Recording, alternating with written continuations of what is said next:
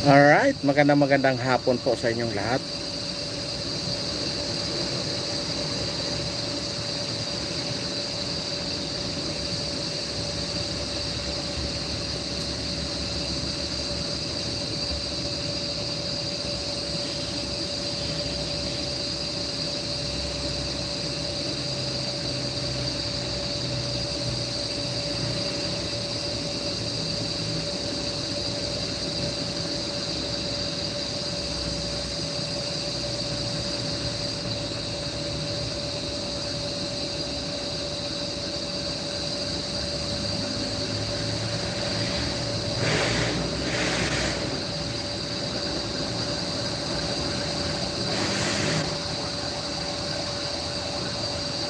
Ay nako, Negosyo ang gusto mo pero wala kang puhunan. Paano kung sabihin namin na pwede kang magsimula?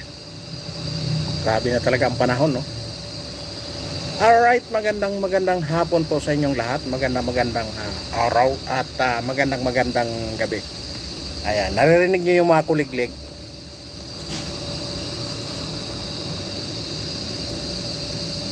Ayan, ganyan ang pag kayo nasa bundok, ganyan po yung mga maririnig niyo. Yung mga kuliglig, huni ng kuliglig.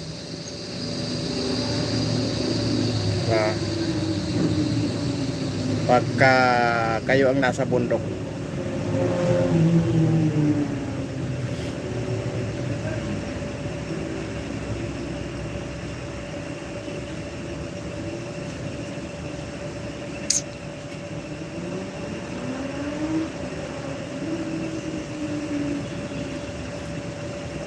Ay nako, marami ng marami ng mga kalukuhan.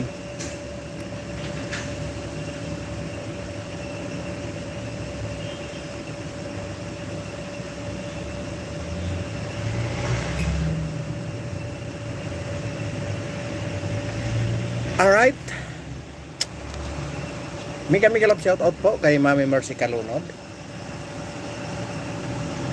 Alright, ngayon ay 4:36, siguro mga 30 minutes lang tayo, no? Kwentuhan lang tayo ng 30 minutes habang nag-aabang sa bus, no? At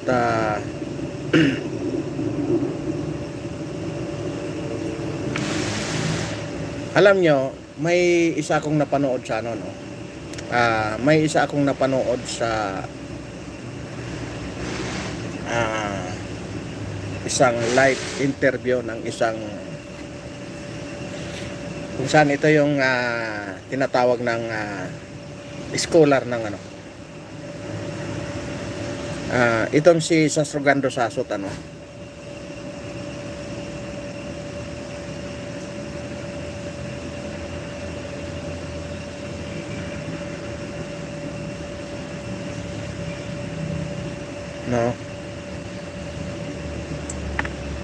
kung saan itong may inano nga siya tungkol sa ICC, kung saan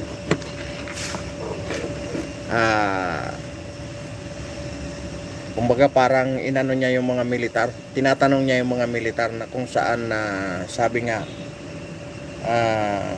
wala po ba kayong gagawin, wala ba kayong pakialam, kasi nga ang pinagbasihan niya dito ay yung paghuli kay dating Pangulong Duterte, at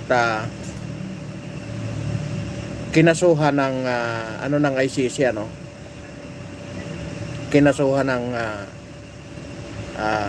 crimes against humanity, kung saan kung matatandaan nyo noong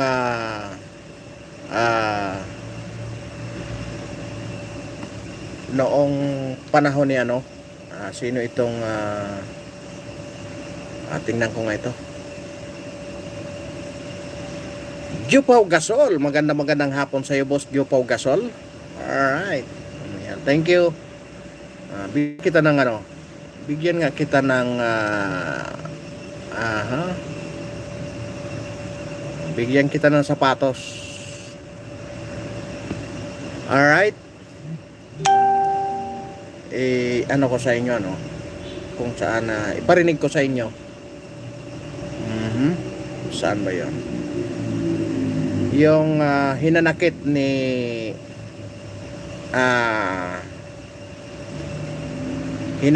ni Sas Rogando Sasot. Bago tayo magkomento, ano. Noong 2003, kasama ni Bush, in-invade nila ang Iraq. Binomba nila ang Baghdad. And that war was illegal. Maraming nasawi. And take note, hindi sila tumutugis ng adik, ng kriminal. Sila ay they are just really killing Iraqis, innocent Iraqis. Ang kailangan lang naman nila si Saddam Hussein. In 8 years, ang namatay sa Iraq ay at least 300,000.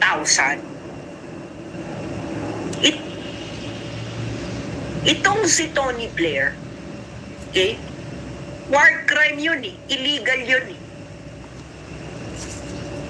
Alam nyo ba ang ICC, ayaw siyang i-prosecute. 300,000. 8-year period, 300,000. At least 300,000. Tapos sa warrant of arrest nila kay Digo,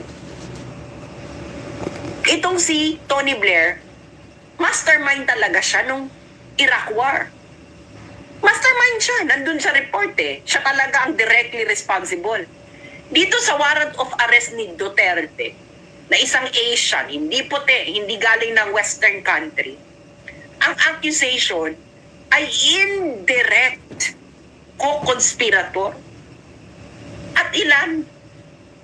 In an 8-year period, at least 19 and at least 24. Kung matitino pa kayong mga Pilipino, Ika, nagkaroon ng ads.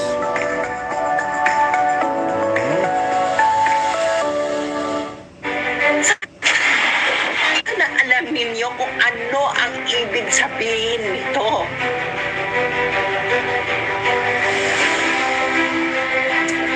Kung hindi nyo alam ang ibig sabihin nito, mahiya kayo sa pagiging Pilipino ninyo at sa pinaglaban ng mga bayani na matahi sa pakikipaglaban sa mga dayuhan.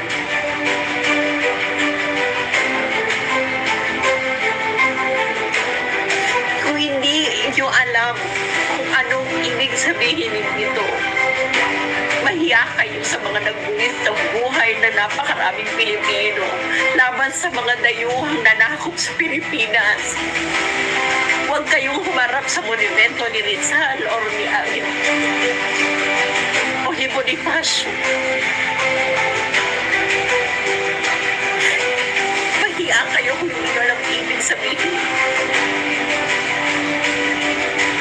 Kayong mga sundalo at mga pulis, mahiya kayo sa ginawa ninyo.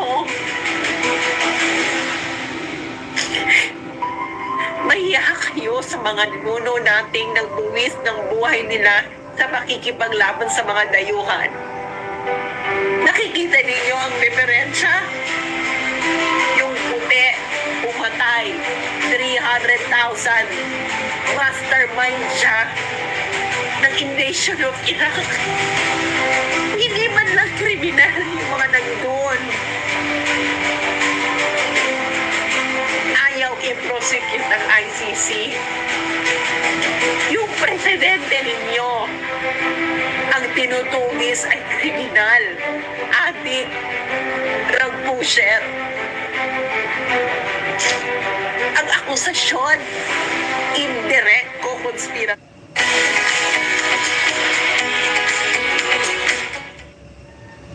Yaon, di ba? Ang ano ni Sas Rogando Sasot, ano, ang kanyang hinanaing, itong pagdakip nga kay dating Pangulong Duterte, ano, dahil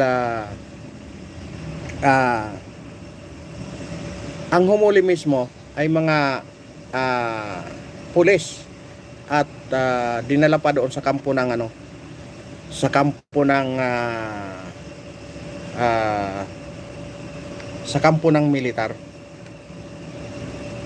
Ngayon, ang kanyang ano sa mga pulis, bakit bali ang ano niya dito, bali dalawa ang ano niya dito ang kanyang hinanaing. Kasi nga, sabi niya, bakit hinayaan nating mga pulis, militar, Pilipino na ipamigay ang ating sariling kababayan. Wag nang tingnan yung pagka-presidente ano. Gawa ng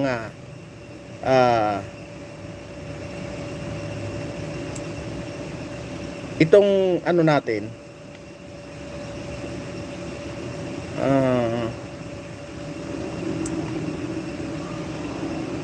pinagkumpara niya doon kay Tony Blair.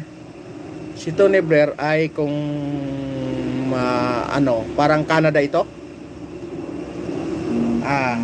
Canada o Australia. Si Tony Blair. Si Tony Blair po, siya ang lumusob sa ano ng Iraq, kung saan sinasabi niya nga na ang namatay is 300,000. Hindi hindi 'yon mga ano hindi mga kriminal, kung hindi mga civilian ng Iraq. Iyon ang ano niya sa ICC. Pero sa kabila nun, hindi prinosecute ng ICC. Itong si Pangulong Duterte ay kung mayroon man napatay, ay iyon yung mga kriminal at yung mga adik, diba? Mga dorogista na handa ng pumatay, diba? Iyon ang kanyang hinanaing. Kaya ganon ang tema ng ano niya. Ang masaklap pa doon, pulis pa mismo, gobyerno pa mismo ang nagsuko kay dating Pangulong Duterte doon sa ICC. Kaya kung makikita nyo, sinasabi niya doon sa kanyang message na ang ICC is double standard, no? Double standard. Kasi pinag-ano niya yung dalawa. Yung kay Tony Blair,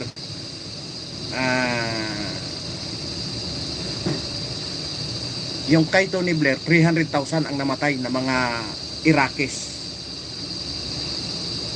Nasaan, di ba? Hindi na prosecute, na talagang siya ang namuno doon sa talagang siya ang may ano doon sa paglusob doon sa Iraq. Kaya gano'n na lang ang tono ng ano niya na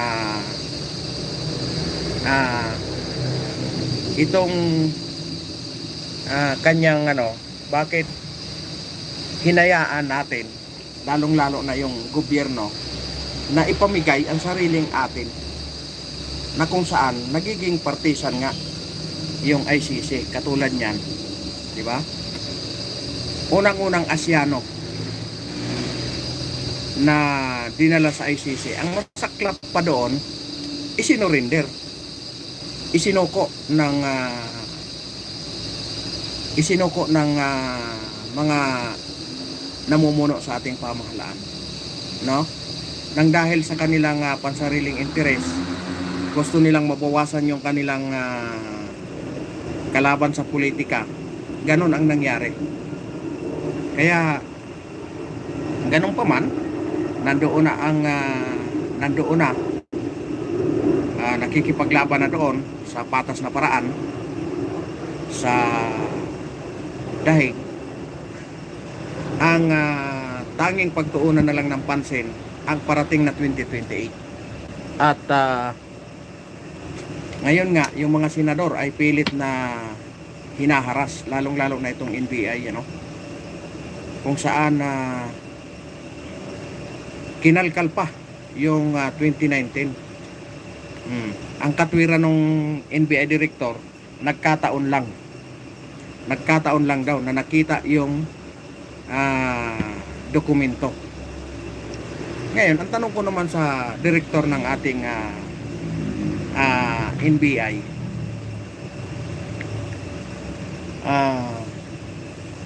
Yung nawawala bang pera sa flood control, hindi nyo ba mahanap ang dokumento?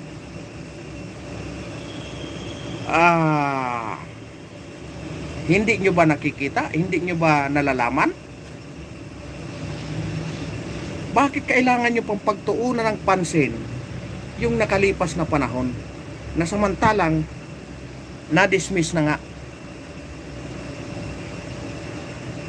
noong 2021? Kasama po doon si Vince Dizon. Si Vince Dizon po ay ngayon kasalukuyang nasa DPWH. Di ba? Ibig sabihin, mas mahirap hanapin yung mga papel ng trilyong piso ngayong flood control kaysa sa 2019 na SEA Games. Kung maalala nyo po, ang 2019, iyon ang pinakamaraming nakuha nating gold. Iyon po ang pinakamaraming nakuha natin na gold noong 2019 SEA Games. Kaya nakakalungkot na ang mga ang mga katuwiran nila ang lalayo sa katotohanan. Kita nyo yung ginagawa nila, kinakalkal nila yung 2019, yung 2022, 2023, 2024, 2025 hindi nila makalkal. Sabagay, hindi talaga nila mahanap ang dokumento. Alam nyo kung bakit? Supreme Court na mismo ang naghahanap ng mga resibo, pero wala silang maipakita. Ibig sabihin, wala talagang resibo. Nawawala yung nawawala yung pera na walang resibo.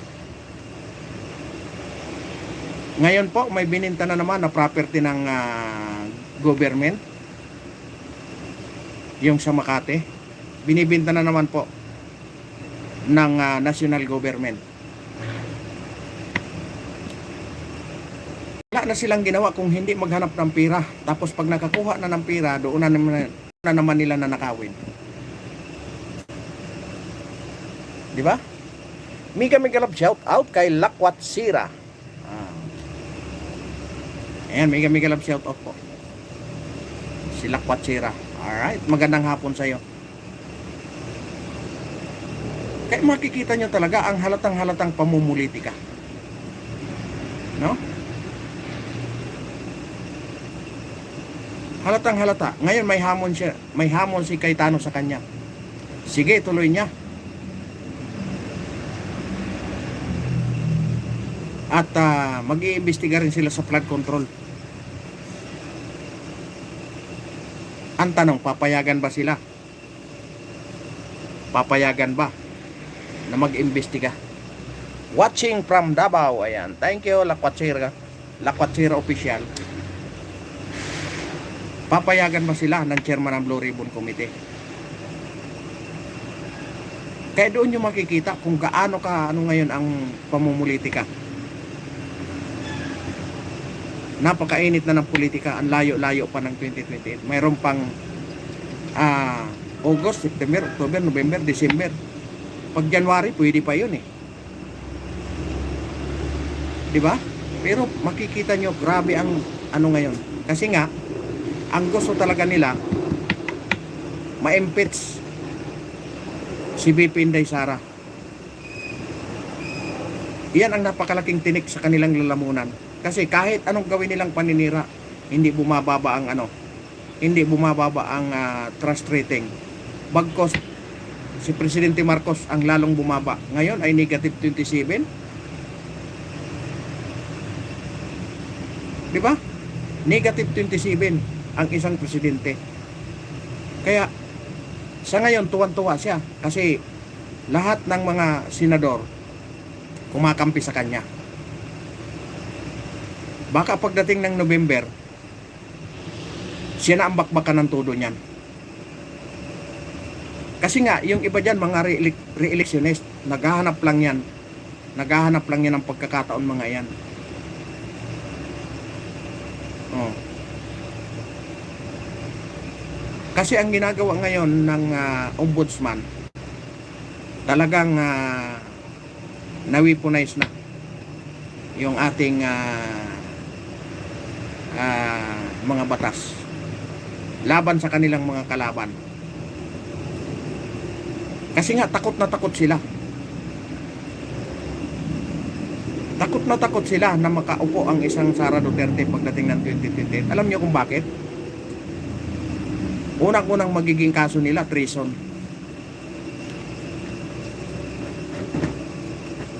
Diba? Yung pagdala nila sa dating Pangulong Duterte doon sa dahig. Kasi nga, kung ang ibang bansa, pinapahalagahan nila ang kanilang mga tauhan, ang kanilang mga mamamayan. Sa atin, pinamimigay. Ganon kabulok ang sistema natin.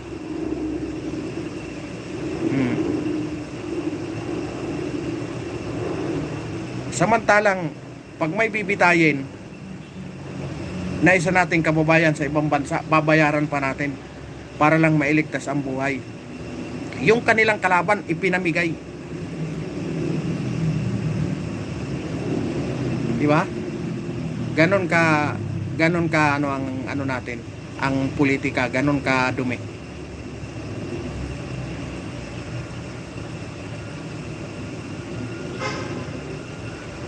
Yung iba naman sakay-sakay lang kasi siguro may mga kaso, baka makasuhan, makulong din sila. Sino ang mga lumaban at sino ang mga nakulong ngayon? Jingo Estrada,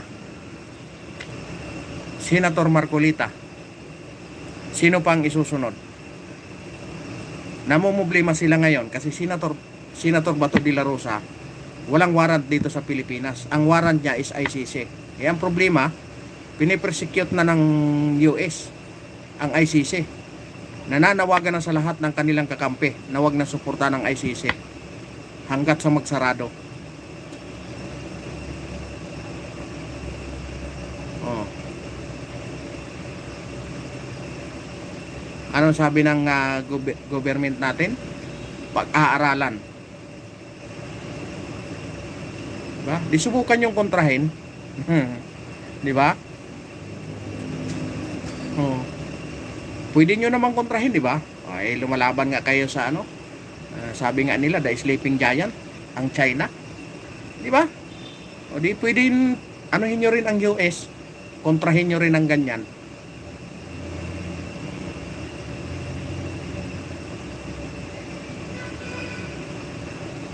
Kaya napakahirap ng anuhin natin ng halatang halata mo talaga ang pamumulitika ngayong grabe. Pagkalaban ka sa politika, gagawan ka ng kaso. Isipin mo yun, 2019, nakalkal pa.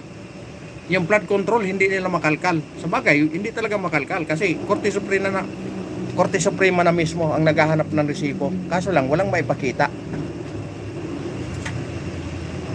Diba? Walang maipakita. Kasi nga, wala namang resibo.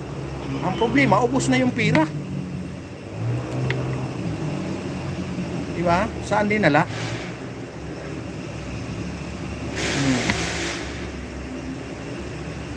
Kaya nakakalungkot na nagkakaganito na ang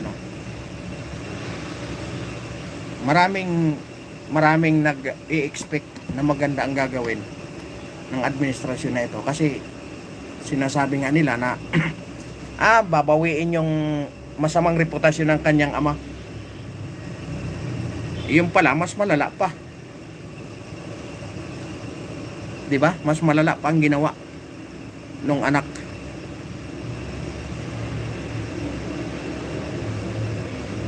Kulang na lang yung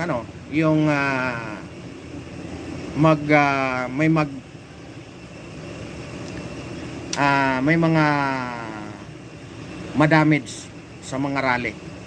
Yun na lang ang kulang dito sa administrasyon na ito. Kasi yung kanyang tatay nagkaroon nga ng Mindula Massacre, di ba? Yun na lang ang kulang.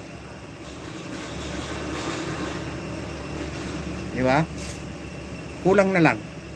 na ganun ang maging ano. Ang problema ngayon, may hamon na yung ano, may hamon na. Ito, hindi ito biro yung MILF may hamon na sa ating kapulisan, sa mga militar. Hamon na yun. Banta na yun sa ano. Alam niyo kung bakit? Ang kanilang panawagan, kung ayaw labanan ng sandatahang lakas ng kapulisan yung korupsyon, sila na mismo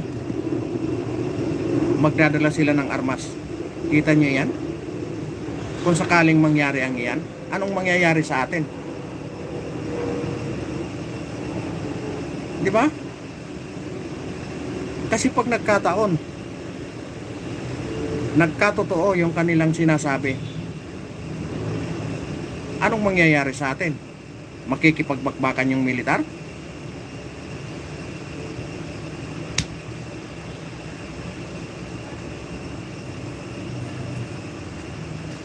Kaya wag naman sanang umabot sa punto na ganon. Kaya simple lang naman ng yung panawagan, di ba? Kahit sa ating na kondinahin, magsalita. Hindi sa bagay kung sa bagay ang sawa pagbusog, hindi talaga yan. Hindi talaga mag-iingay yan. Hindi gagalaw yan. Pagbusog ang sawa, kahit ang buhaya, hindi yan gagalaw hanggat busog. Diba? Kung busog na busog, paano gagalaw? Kaya may babala. Hindi naman banta, babala yung Kaya sorry sa words na banta. May babala ang MILF na kung hindi gagalaw ang militare, sila mismo ang gagalaw. Hindi ko alam kung anong galaw na gagawin, kung sasama ba sa rally or anong gagawin nila. O kukondinahin nila ang talagang talamak na korupsyon. Kasi sino ang anuhin nila? Yung mga congressman? Diba? Mga senador?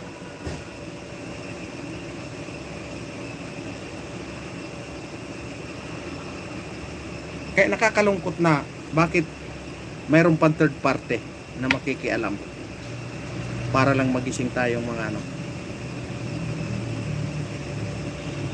sa mga ninakaw na pera natin.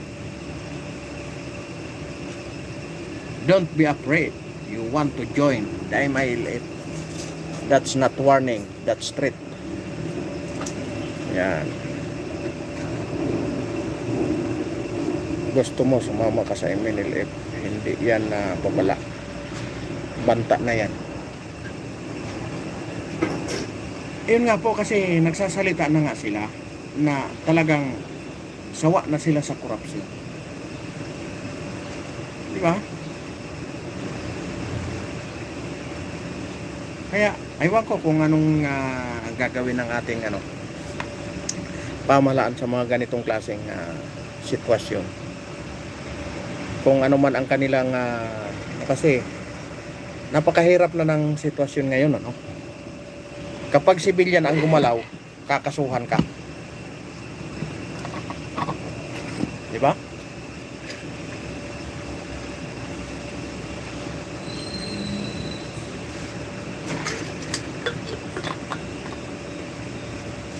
Cornelio Villarta, ayan, magandang hapon po kay Cornelio Villarta.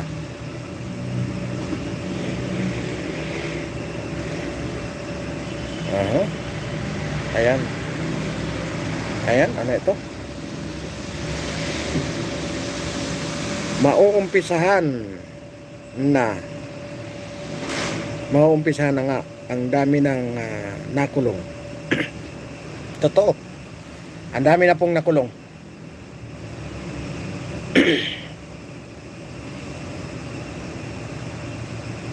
Di ba? Marami nang nakulong. Dahil nga, hindi naman talaga sila seryoso kung hindi ang pinapakulong nila yung mga kalaban sa politika. Para hindi na mag-ingay at manahimik ang lahat. Titingnan nyo yan. Mga kalukuhan. Nakalkal yung 2019. Yung simula 22 hanggang 2026, hindi nila nakalkal.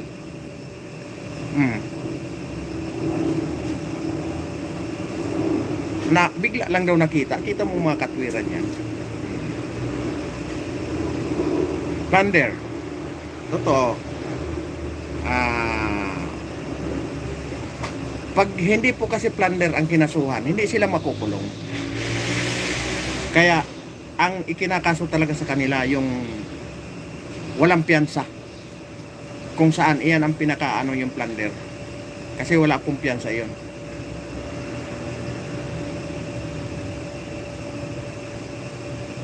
Kung yung mga mabababa lang na makakapagpiyansa. Ibig sabihin, makakapagsalita pa rin. Ay plunder, nakakulong ka. Dinawalan ka na ng boses. Ano pang sinasabi ni Senator Lacson? Sabi niya na hindi siya papayag na mag-participate sa botohan yung mabibilang sa botohan yung mga wala dyan sa Senado. Diba? Kaya halata mo talagang gumagalaw yung halata mo talagang ang target nila, tatanggalin nila ang kanilang kalaban sa politika. Diba?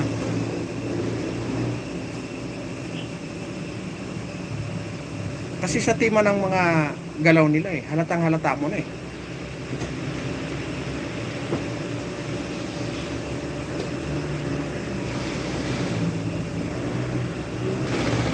Grabe. Napakalaking tinik kasi nila sa lalamunan. Bakit kasi ang mga Duterte ganon minahal ng taong bayan? Di ba? Nagduro sa tuloy sila na dapat wala naman.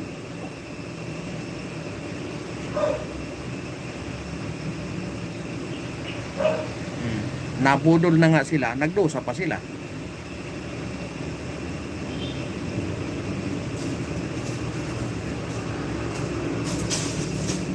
Uwi na kaya? Okay, Lord. Uwi na kayo? Ako. Nag-drive ko. Ito ngayon, nanay. Tara, sabay na tayo. Dami na ako dali. Tara na, sabay na tayo. Sama ka bukas. Tayo lang nga dalawa, kasi konti lang yun. Ano bang pandilit? Kaya na gold cancel yung gold sa sukat na ipipick upin sana kami na 13 na kuhan. Like na 1/4. 1/4 natin, 30 pieces. Tapos, hindi sila nag-update natin ng maaga, naubusan na pala. At out of stock na pala. Tawag ka. Tara na, sabay na tayo. Hintay kita. Hindi, bukas na lang. Gabi na eh. Tatawagan ka na naman nun. Umpisa mo na usapan.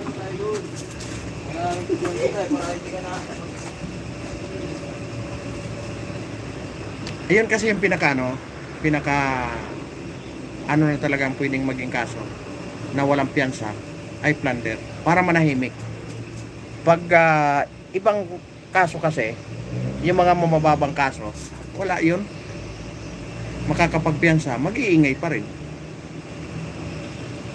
Kita mo yun, binawi na nga yung kaso ni Marcolita, binawi na ng Comelec.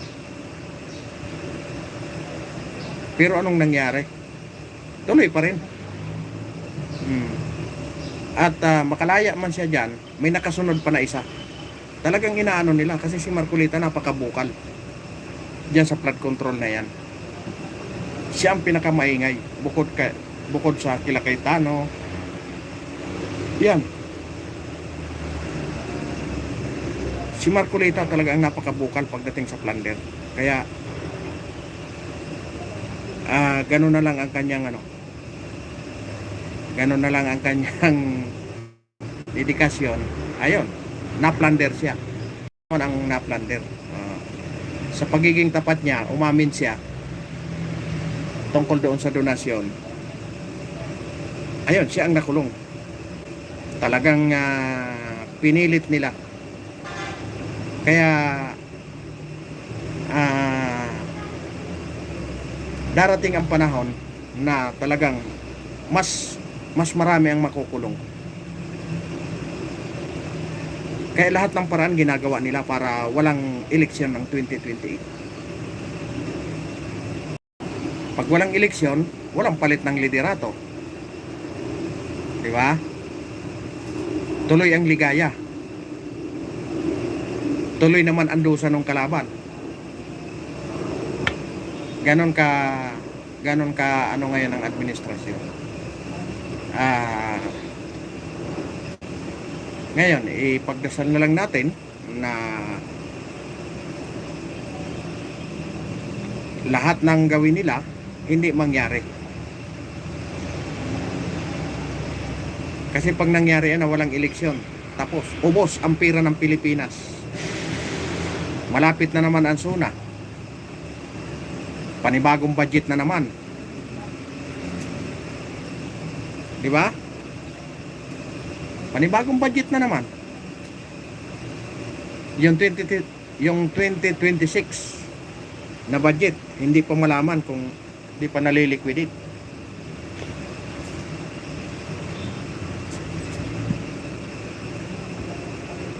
Di ba? Kaya grabe ang ano natin. Another budget pa yung binibenta na 1 billion na government property.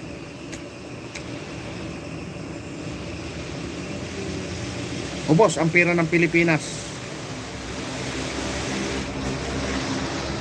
Pagbaba nung tatay, pag alis nung tatay, tangay-tangay yung pera ng Pilipinas.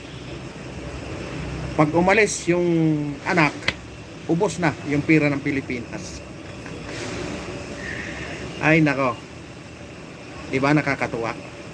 Kahit masakit na sa kalooban, natatawa ka na lang. Pero talagang ganon. Dahil kumbaga sa baba nga eh. Sabi nga basta hinog sa pilit eh. Maasim talaga eh. Kahit anong gawin eh, maasim. Kaya hinog sa pilit eh. Diba? Kung ganon ang ginagawa nila, ganon din ang babalik na sa kanila. Diba? Sabi nga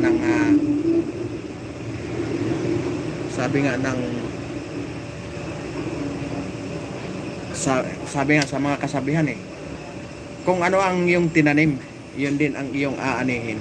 Diba? Kaya ganon na lang ang ano nila. Kasi pagdating ng 2028, grabe talaga, mas marami pang makukulong. Marami ang makukulong sa kanila. Ano, aalis na daw? Aalis na daw? Aalis na daw? Sila. Kami? Wala pa? Wala. Galing ka sa... Ha?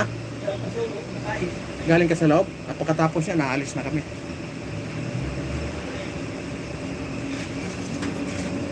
Yan lang. In-update ko lang kayo. Kanina naman nag-live tayo tungkol doon sa ano. Pagkagaling ko ng Manila, dito naman sa Antipolo. Ayan, dinig nyo ba yung mga kuliglig?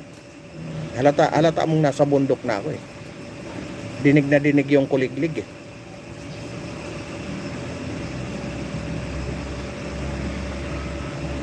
Bundok na talaga eh.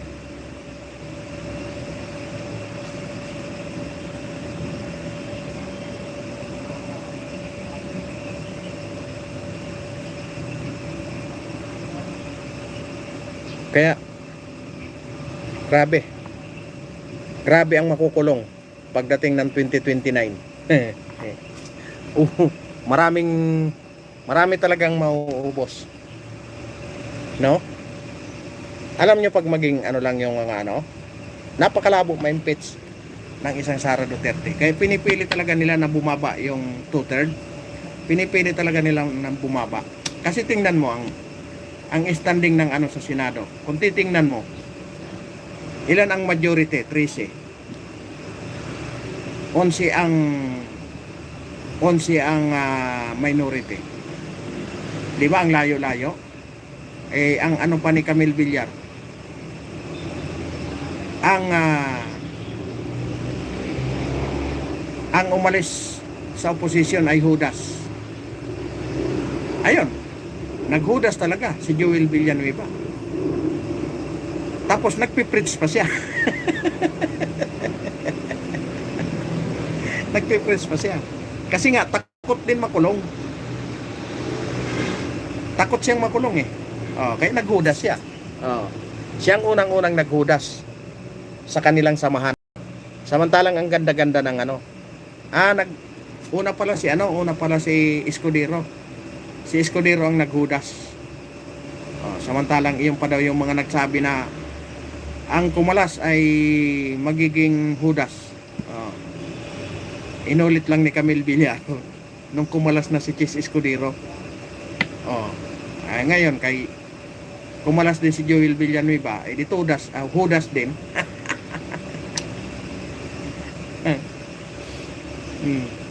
Ay, maalala ko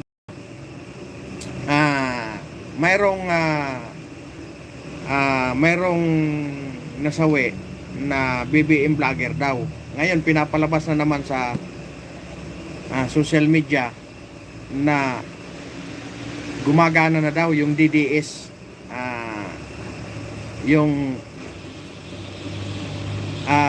DDS na pinapalabas nila na death squad daw ng mga Duterte. Yan pinapalabas.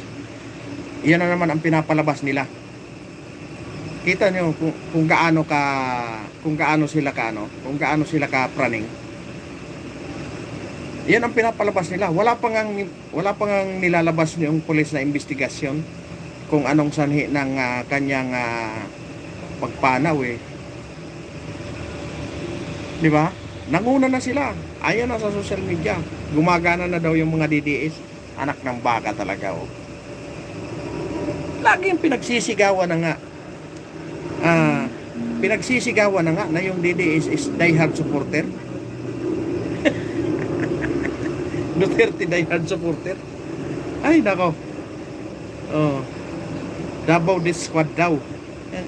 Talaga naman grabe talagang tumira ang mga sa bagay, hindi tayo diyan kasi yung mga komunista, iyan talaga ang kanilang trabaho. Kung paano i-whitewash, kung paano sila magkalat ng kung paano magkalat ng fake news. Kasi nga gusto talaga nilang ang mga Duterte. Alam niyo kung bakit? Sa panahon lang ni Pangulong Duterte halos naubos ang mga komunista. Halos ang matira na lang yung nakikipaglaban doon sa Congress. Di ba? Ilan-ilan na lang. Nung panahon ni Pangulong Duterte, 3 na lang yan sila. Ngayon, ilan na naman? Dumami na naman uli. Kasi nga, tinanggal nila yung Duterte Youth Party List. Pinalitan ng 2 party list ng mga komunista. Pinaupo na naman panibago. Yun. Kaya namamayagpag na naman sila. Tandaan nyo. Ginawa nyong kakampi, baka kamukat-mukat nyo ang Pilipinas pinamumunuan na ng komunista. Huwag kayong pakasiguro. Kasi nakipagkampihan ang administrasyon sa mga komunista eh. Ayan lang po ang ating masasabi ngayong hapon. Alright, magandang hapon po. At magandang hapon kay Boss Cornelio. Ayan, mega love shout out po kay Lakwatsira Official, watching from Davao, sabi niya. Kay Jupau Gasol. Ayan, magandang hapon po sa inyong lahat. Magpapaalam na po ako sa iyo. Sa inyong lahat. Mami Mercy Kalunod, mega love shout out po. Ayan, ingat po kayo lagi.